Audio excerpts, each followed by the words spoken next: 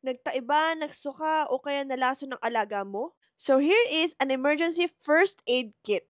Hi guys, Doc R here. Syempre, hindi natin maiwasan na pwede mangyari sa mga alaga natin. Meron kayong pang-unang lunas. Syempre, kapag nagsuka o nagtae, dextrose powder. Importante yan para ma-rehydrate sila and magkaroon ulit ng tamang electrolytes. Maganda, meron na rin kayong probiotics, lalo na if nagtatae si dog or cat. Kapag nagkasugat naman, dapat meron na kayong mga wound sprays or ointments. And kapag naputulan ng kuko and nagdudugo yung kuko nila, styptic powder naman. Binubudbud to sa dulo ng kuko para tumigil yung pagdudugo.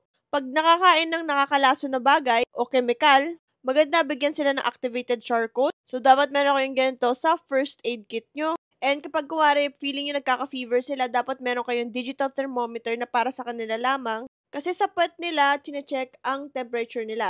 At ito po yung normal temperature dapat ng mga dogs and cats natin. Tapos, dapat meron rin kayong collar or kaya yung cone or yung parang neck pillow para if ever magkasugat sila, ilagay nyo ito at para hindi nila madilaan o mangat-ngat yung sugat. So, yun yung mga essential na dapat nasa first aid kit nyo. Pero take note, kapag nakukutuban nyo na nakakaiba na yung nangyayari sa aso o pusa mo, don't forget guys to consult your veterinarian.